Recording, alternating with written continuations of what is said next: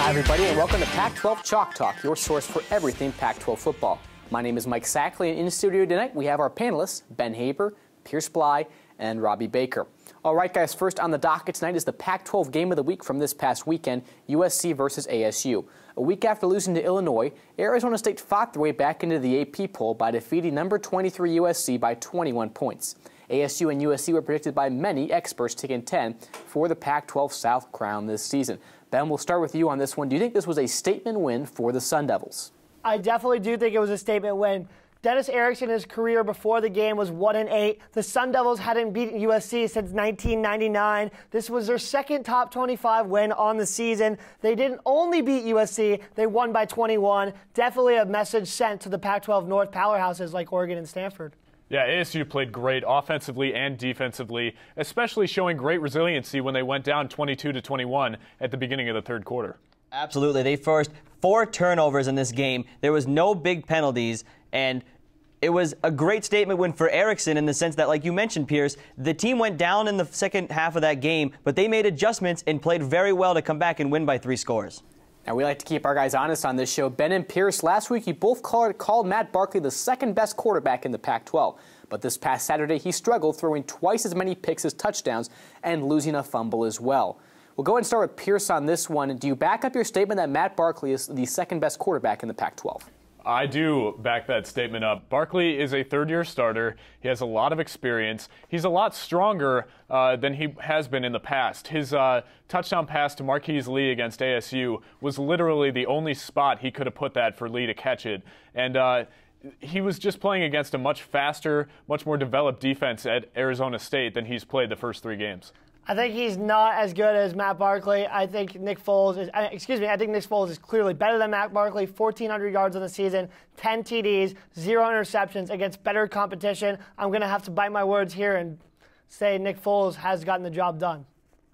Robbie's feeling a little bit left out, though, so we have a question for him here. In an interview with the Los Angeles Times leading up to the game, Barkley called ASU linebacker Vontaze Burfict a dirty player.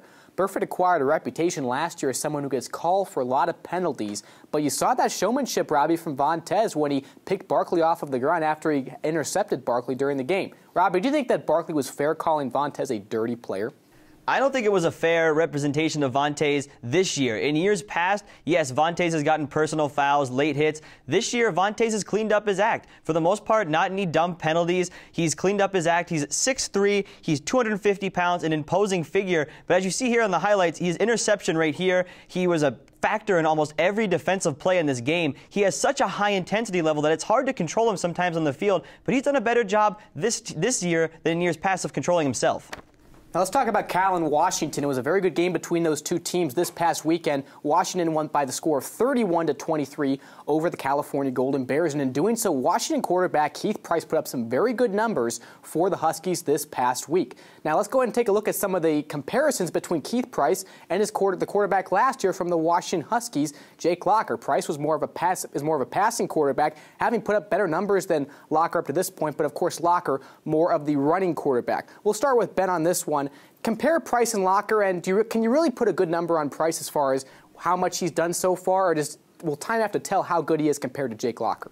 I think Locker's first 4 games last year were a little harder than Price's has been this year. He played a Nebraska team last year that wasn't as good as the Nebraska team this year, so that's the only thing favoring Price scheduling-wise. But Locker, you got to remember, he's the 8th overall selection in the draft a year ago to the Tennessee Titans, so I think it's a little premature to give Keith Price that nod.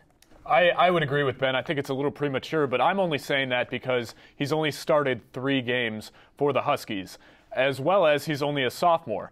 Against Nebraska 2 weeks ago, Price actually threw for more yards in 1 half than Locker did against the Cornhuskers in 2 games last season. I think if Keith Price keeps producing numbers like he is right now, then he'll definitely be one of the best players in the Pac-12.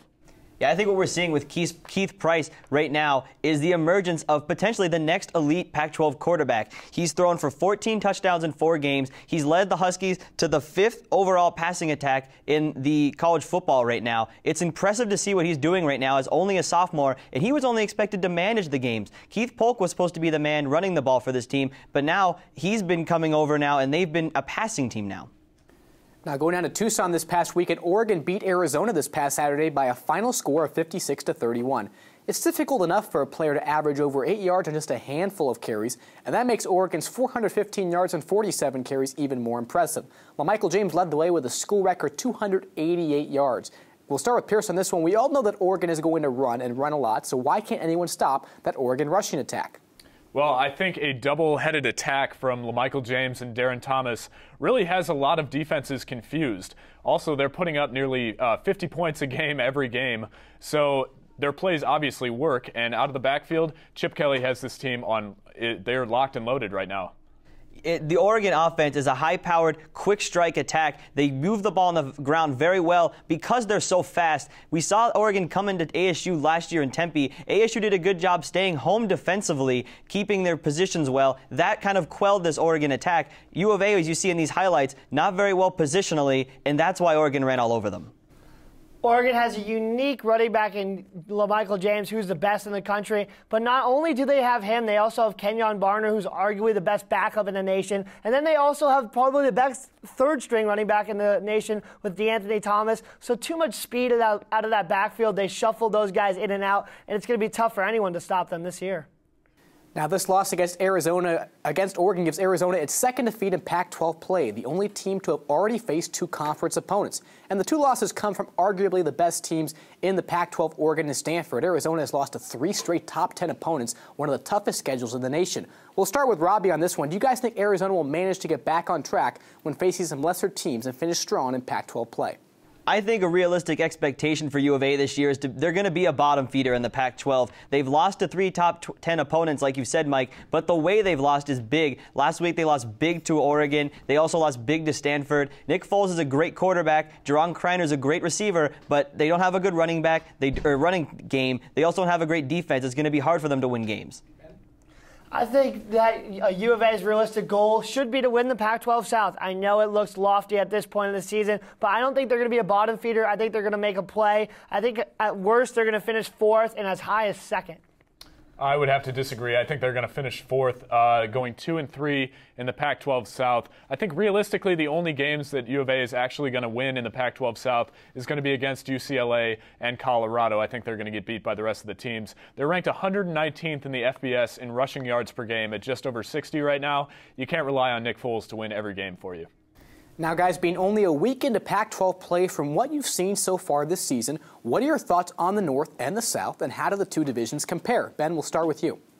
I think the North is clearly better than the South. As you look here at the records, the North overall has a combined record of 14-5 compared to the South's 12-11. So the South almost a 500 record, and the North clearly way above 500. And also, obviously, they have Oregon and Stanford, which are two national powerhouses that have realistic shots at making the national title game this year. Yeah, I would have to agree with Ben. Oregon has obviously won the Pac-10 the past 2 years, and besides USC, the last time anybody from the Pac-12 South actually won the conference was in 1998 with UCLA. So I got to give props to the North. Yeah, the North is definitely a deeper conference, especially with Washington and Cal. Washington State also not a bad team this year. Now, out of the South, though, in this Pac-12 championship game, if ASU or USC comes out of the South, it would not be an upset if they beat an Oregon or a Stanford in the championship game, though. All right, guys, time for our Offensive Players of the Week from this past weekend. Ben, we'll start with you. Who impressed you most on the offensive side of the ball? Offensively, I really like what LaMichael James has got going. He had 23 carries, 288 yards, 2 TDs. And in week 1 and 2 combined, he only had 114 yards. Since then, he's had 492 yards. He's playing very well. I like what he's doing. He's averaging about 250 per game. I chose Cameron Marshall from Arizona State. He sprained his ankle against Illinois last week, came out this week with 3 rushing touchdowns, including a 70-yarder to start the Sun Devils off. I'm going to go ahead and take Keith Price. He went 19 for 25 last week, a 76% completion percentage, 3 touchdowns, and a big win over Cal.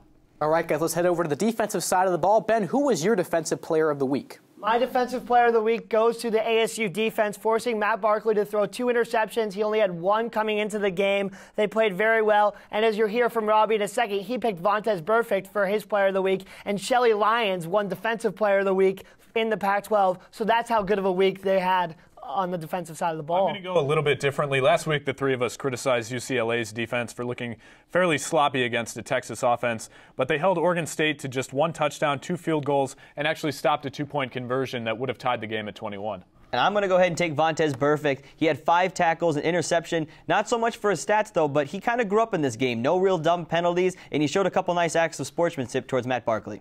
Now time for our lightning round of picks, guys. With Pac-12 play in full swing, the matchup this weekend are sure to put on a show. First up, we have Colorado at Washington State and the University of Arizona at USC. We'll start with Pierce. What are your predictions for both games on who will come out ahead this weekend? I've got Washington State over Colorado, and for the Arizona-USC game, it's tough to play in the Coliseum. I think Arizona's going to lose again.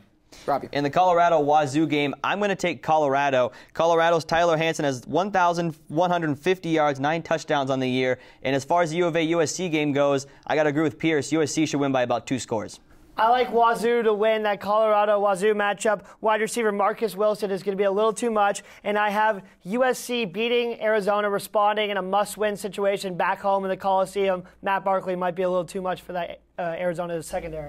Also in Pac-12 play this weekend, Oregon State in Tempe to take on the Arizona State Sun Devils, and UCLA in Palo Alto to take on the Stanford Cardinal. Robbie, we'll start with you. Your predictions for both games? Both these games are going to be blowouts, Mike. ASU should win this game big. Honestly, the backups should probably be in by the second half of this game for ASU. Same thing for Stanford. Stanford is an elite team. UCLA is not. Stanford and ASU both win by about 3 or 4 scores. I've got those same 2 picks exactly, Robbie. ASU knows what it's like to beat a top 25 team and then to lose miserably the next week. I don't see that happening against Oregon State. As for UCLA and Stanford, Stanford's playing at home. Andrew Luck is going to pick apart UCLA's defense, even though I picked him this week. ASU will outclass Oregon State. I have that as a blowout, 45-17. But Stanford versus UCLA should also be a blowout. But the thing that makes Stanford so unique is they're only giving up 9 points per game, and they're all very well known for their offense. So I think Stanford should blow UCLA out 48-7. Now, Cal and Oregon both have the weekend off, leaving our final game of Week 5 is Washington and Utah. A couple of Pac-12 teams looking to prove themselves. Ben, who do you like in that game? In the Washington-Utah game, I really like Utah to win it. I think it's going to be a good matchup for both teams. Washington has a great offense. Utah has a great defense. They're going to see which one is really the legitimate unit, and I think Utah will pull it out 24-21. Yeah, Keith Price needs to keep up his exceptional play in the Pac-12 if he wants Washington to start 2-0. But I picked Utah's John White as my Offensive Player of the Week last week. I'm not sold on Washington's ability to stop the run or the pass, for that matter. I think Jordan Wynn's probably going to have a good game for Utah as well. I pick Utah. I'm going to take Washington in this game because Keith Price going up against the 15th overall Utah defense. I think this is a statement game for Keith Price and the Washington Huskies. They'll win at Utah. All right, guys, if you could only watch one game this weekend, which one would you tune into in the Pac-12? Pierce, we'll start with you. I'm going to say tune in to Arizona at USC. Apparently, we've got the second-ranked quarterback, Nick Foles, although I think it's Matt Barkley. But those two are going to be going up at it. Arizona needs to win. They've lost 3 straight, and USC is reeling after an ASU loss. They're going to want to win, too. And I'm going to go ahead and take the Washington State-Colorado game. 2 teams that are in the bottom half of the Pac-12, but both teams trying to get a big win on their resume. I like the Utah versus Washington game. Washington trying to prove a legitimate threat in the north, and Utah doing the same in the south. Utah has a great defense that is, well, should be great defense so far this season. Washington has a good offense. Those units are to go head-to-head, and I don't want to miss that game. All right, guys, that's all the time we have. Thanks for joining us. For more Chalk Talk, be sure to subscribe right here on YouTube and follow us on Twitter at Pac-12 Chalk Talk. For Ben Haber, Pierce Bly, and Robbie Baker, my name is Mike Sackley. We'll see you next week.